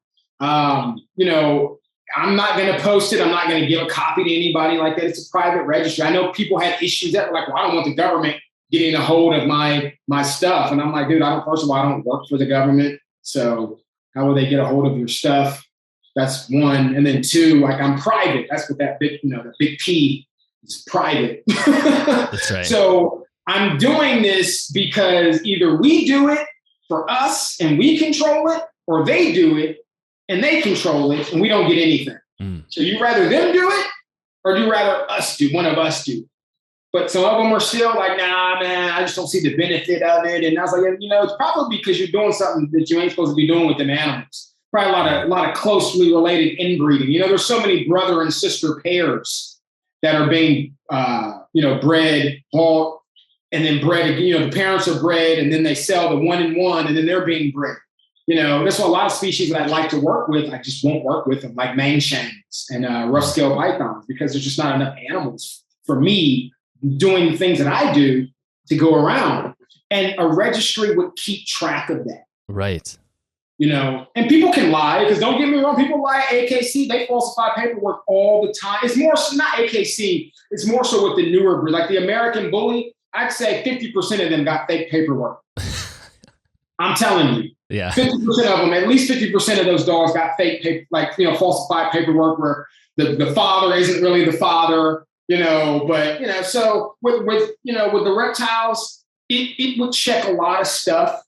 We would just hope that people would be honest about it, but, why not? If someone is offering you all of those things and the only thing they're asking you for is support, it costs $5 to register an animal, a single registration. I did a thing for people who have large collections. I didn't even do a number. Like, well, if you have this many, it's going to be this much. I'm like, if you have over this many animals, so there's a minimum, but there was no maximum. And the price was like, I think it was like $800 annually for me to register everything that so whatever you breed, whatever you get, I'll do it for that price. I won't charge you more. I won't say, oh, well, you got 10,000 more animals this year. I'm going to need, obviously, like I said, I have to hire people to help me out. And what I wanted to do with that was like, I wanted to talk to people in other states. Like, my partner lives in California. Like, why don't you handle from this state to this state? And then I got a guy over here. Why don't you handle this to this? Or like you in Canada. I'm like, hey, Dylan, look, I know I talked to guys in Canada and they were like, dude, I'm down with the registry. I talked to guys in Australia, Japan, like, yeah, dude, we need that. Like, they're with it. You know what I mean? Those guys in the EU, they're with it. They're like, dude, we need that. Like, why? Like, it should have been happening. I'm like, well, if I can get it going, then can I appoint someone over there to do it? And whatever money you make, you keep, this percentage of it, the larger percent, and then you send it back to me, just because, I'm basically sponsoring what you're doing. But that's what I wanted to do, was not have anything separate, but to have all of us working together. I mean, that's, I don't know, maybe 30, 40 million people, worldwide working together. That's hard to beat. Yeah. Well, and it's interesting too, because when I think about it, I'm like, oh my God, this is like such a huge problem. And it seems like almost an impossible task. But now that I hear you talk about it, we just have to start doing it. You just have to start registering the animals. And that's how we start. Yeah. Like probably, I don't know, a massive majority of the animals in the pet trade right now are unknown, either wild caught bloodlines or who the hell knows, there's no pedigrees, but right. We can start pedigrees by just starting now. It just slowly chip away at it. And in, 5-10 years, then we have pedigrees built out. And it's actually okay that the past is more mysterious and there's sort of a gap in our knowledge of these animals. But if we never actually start, then it'll always be completely disorganized chaos. That's the thing. Like they say, there's no better time to start, than right now. And that's all it was going to take is what you just said. And I never thought it would be easy, but I did think that I would get a lot more support. But it's like I said, as soon as you say anything against U.S. ARC, you're out of the picture. Mm-hmm. And I'm like, and then I started telling my show, like, well, dude, I was supporting U.S. ARC. I wanted U.S. ARC and Turtle Island to be one, and do this together, because they've been here. And now I'm the only other thing besides U.S. ARC. You know what I mean? But because everyone's so focused on U.S. ARC, it's so funny, man.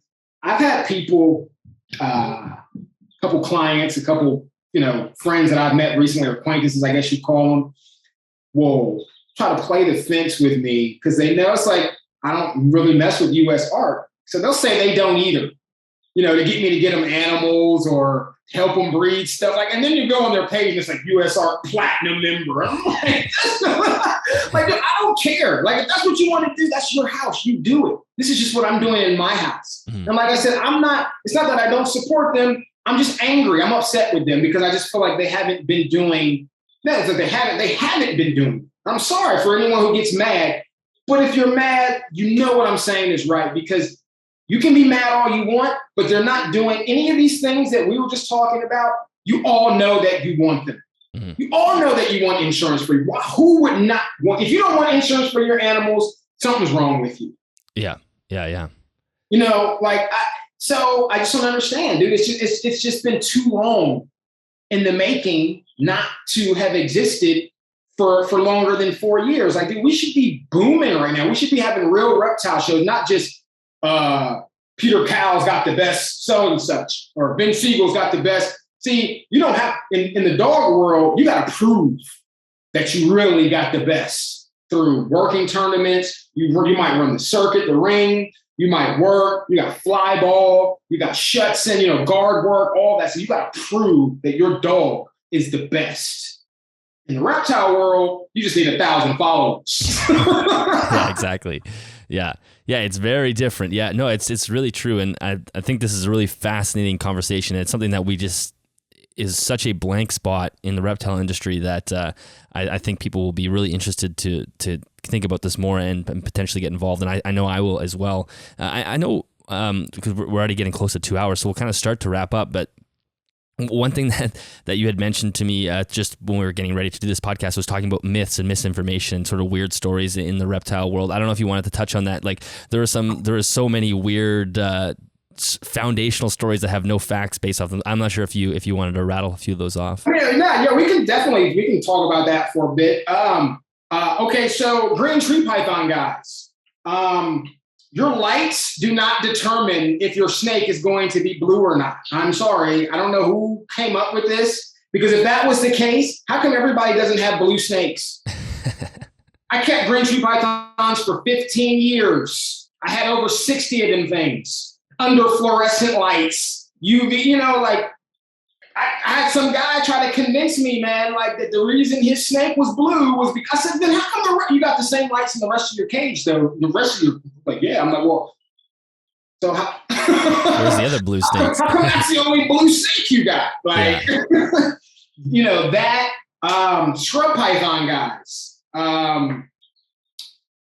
Similia classoleptis is a type of Moluccan python. It is not the Moluccan python. If you are not familiar with Indonesia, you need to Google Moluccan or Moluccan islands. And there's going to be a big chain of hundreds of islands are going to come up. And within those islands are Aru, Tanimbar, Ambon, Halmahera, and there's another one I can't think. But regardless, those are all Moroccan scrub types. Me and Dan, he did his master class on scrub, and I made a comment about it. And he, we talked for like, a message or two. He's like, yeah, dude. He's like, you know how many islands are there that people haven't seen? There's so many scrubs species, or localities that we haven't even seen. So for people to just be like, oh, the Moroccan python is the class Selectus, like how? So I guess all those other islands in the Moroccans don't matter, except for that one, because that's what you like. And that was that's where a lot of the myths and the misinformation comes from is, like I said, forget the truth. I'm going to call it this, like lesser sunda python. You know what python that is? You probably will when I say the other name, Timor python. Okay. Well, that snake doesn't even exist on the island of Timor. It's from Sunda, but we still continue to call it. It may, to some people, that may seem minute, but at the end of the day, it's really not. It's about having the right info. If you can't even get that right, how are you going to breed animals properly? You know what I mean? And most people are saying that it's a Timor because common knowledge. It's kind of like they say Eve ate the apple, but it never said it was an apple. But that's just what everybody says. But if you read it, it doesn't even say that. So, and that's the same thing. So people are like, oh, I'm going to call it this because I like it this. I like this name better. So this is what I'm going to call it. Like with Bolins, some guys still want to call them Morelia, even though when you compare the animals, there's way more differences than there are similarities. I think one of the only few similarities they're from Indonesia. They're snakes.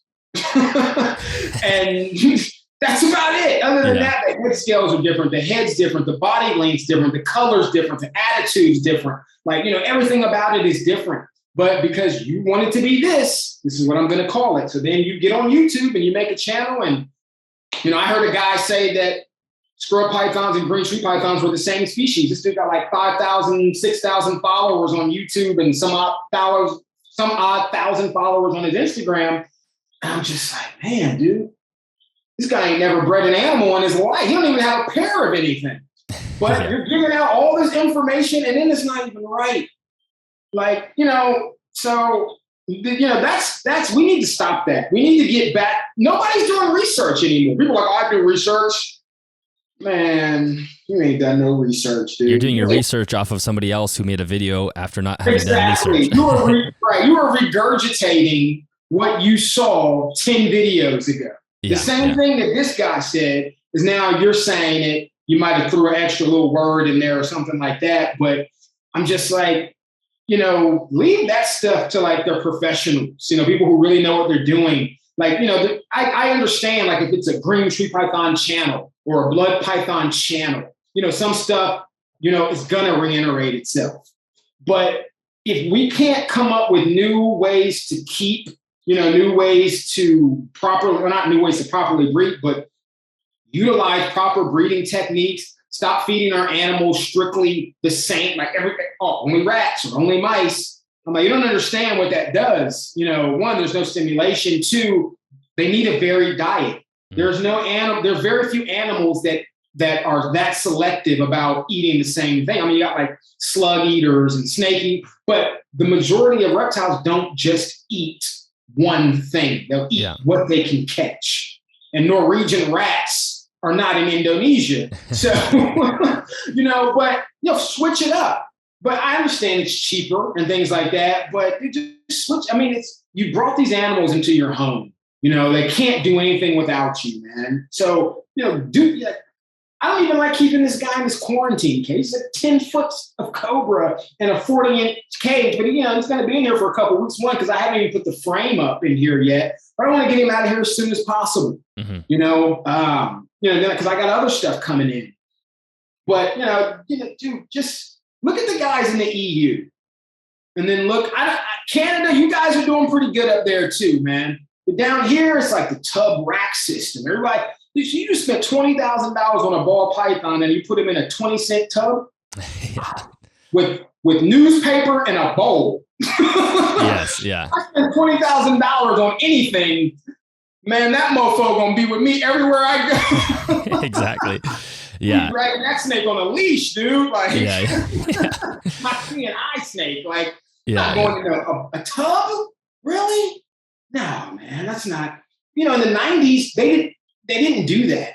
I understand keeping, your little tub rats for your babies and stuff like that. I'm not knocking that. I do that. Mm-hmm. But you can't keep grown animals and like that. That's crazy, man. Like, I mean, they got some pretty big tubs out here. If you're going to do tubs, I'm not against tubs, but I am against it if you're just going to throw some paper in there. Like, quarantine is one thing, but if this is your animal is just being housed in newspaper in a bowl, like that's not cool, man. Not at all. Like, think about how you would feel, in there. Like, that's not cool. Like, this, animal did not ask to come over here, and that was one of the things that was one of the reasons why I had said something to you about Burmese pythons, because I'm just like, there's a better solution than going down there, as far as I'm concerned, murdering those animals. And yeah, I say murder because we brought those animals here. They're running wild because of us, not because of them.